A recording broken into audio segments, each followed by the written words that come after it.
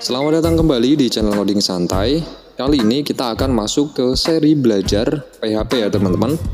Dimana di seri ini kita akan membahas dasar-dasar PHP. Nah, ini juga merupakan video pertama dari seri belajar PHP. Nah, di video ini kita akan cari tahu dulu ya apa itu PHP, kemudian siapa penciptanya, sejarah, dan lain-lain. PHP atau yang sekarang disebut PHP Hypertext Preprocessor adalah sebuah bahasa pemrograman server-side scripting yang bersifat open source. PHP ini pertama kali diciptakan oleh seseorang bernama Rasmus Lerdorf pada tahun 1994. Pada awalnya, Bapak Rasmus Lerdorf ini dia tidak bermaksud untuk membuat sebuah bahasa pemrograman ya teman-teman. Jadi awalnya si Bapak Rasmus Lerdorf ini hanya membuat sebuah program dalam bahasa C untuk mengelola web pribadinya atau personal homepage. Nah, oleh karena itu, kenapa disebut PHP?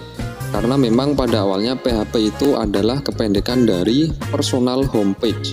Nah, jadi si Bapak Rasmus Lerdorf ini dia tuh punya website ya yang berupa form atau web form yang bisa terhubung dengan database yang berfungsi untuk mengelola data pribadinya ya. Nah, jadi makanya pada saat pertama kali dibuat, nama aplikasinya itu PHP/FI atau Personal Homepage Form Interpreter pada tahun 1994. Ternyata setelah itu programnya banyak diminati oleh banyak orang ya teman-teman. Baru kemudian pada tahun 1995 atau 1 tahun kemudian, si Bapak Rasmus Lerdorf ini mulai memperbaiki programnya ya agar bisa dipakai oleh banyak orang atau open source. Nah, sekaligus merubah namanya menjadi PHP Tools versi 1. 2 tahun kemudian atau lebih tepatnya pada tahun 1997, si Bapak Rasmus Lerdorf ini membuat PHP Tools versi 2. Nah, mulai dari sini sudah banyak yang ikut ngembangin ya, karena itu tadi open source. Nah, pada akhirnya di tahun 1998 ada 2 orang yang membantu Bapak Rasmus Lerdorf ini untuk ngembangin lagi PHP ya, yaitu Zeev Sarosky and Andy Gutmans.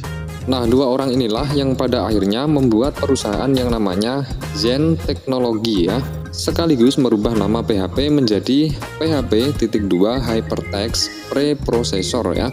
Jadi yang awalnya PHP ini adalah singkatan dari personal homepage, diubah menjadi bukan singkatan lagi ya, yaitu PHP.2 Hypertext Preprocessor.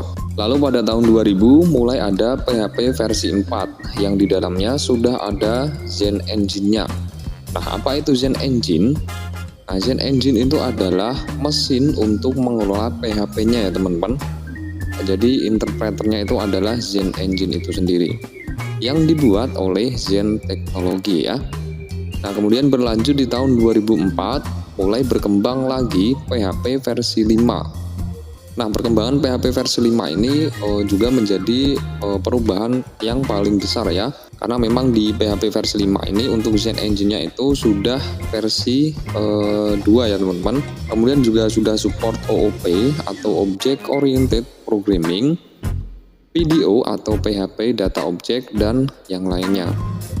Nah, secara PHP dan perkembangannya selanjutnya sebetulnya ini bersamaan dengan PHP versi 5 ya, yaitu pada tahun 2005 dengan versi lanjutannya yaitu PHP versi 6. Nah, namun fokus pengembangan PHP versi 6 ini hanya dalam keperluan untuk mendukung Unicode ya, agar PHP bisa mendukung berbagai jenis karakter bahasa non-Latin. Nah, kemudian karena beberapa alasan seperti kurangnya programmer dan performa yang tidak memuaskan, akhirnya perkembangan PHP versi 6 dihentikan. Nah, disinilah catatan sejarah PHP versi 6 selesai ya. Nah, selanjutnya fitur-fitur yang ada pada versi 6 dimasukkan kembali ke dalam versi 5. Kemudian pada tahun 2014 berkembang lagi PHP versi 7. Di mana PHP versi 7 ini tentunya sudah lebih canggih lagi ya teman-teman. karena Zen Engine yang dipakai itu sudah Zen Engine versi 3 ya. Dan pada tanggal 26 November 2020 PHP versi 8 telah resmi dirilis untuk umum ya. Yang tentunya ini menjadi kabar gembira bagi para developer yang menggunakan bahasa pemrograman PHP. Karena memang pada pembaruan ini banyak sekali fitur-fitur baru di dalamnya ya. Salah satunya yaitu PHP JIT Compiler. Nah, JIT Compiler atau Just in Time Compiler ini merupakan teknik untuk meningkatkan kinerja program yang diinterpretasikan ya. Nah, sebab sebelum program dijalankan, JIT Compiler ini sudah mengkompilasi program menjadi kode bahasa mesin. Nah, dengan adanya teknik JIT Compiler ini, eksekusi kode pun tentunya menjadi jauh lebih cepat ya dibanding dengan interpreter PHP versi sebelumnya.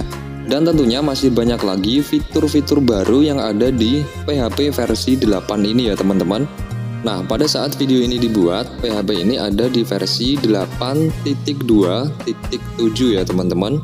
Oke teman-teman, mungkin sampai di sini dulu ya pembahasan kita mengenai apa itu PHP, kemudian perkembangan PHP ya. Semoga informasi ini bisa bermanfaat bagi teman-teman dan sampai ketemu di video-video berikutnya.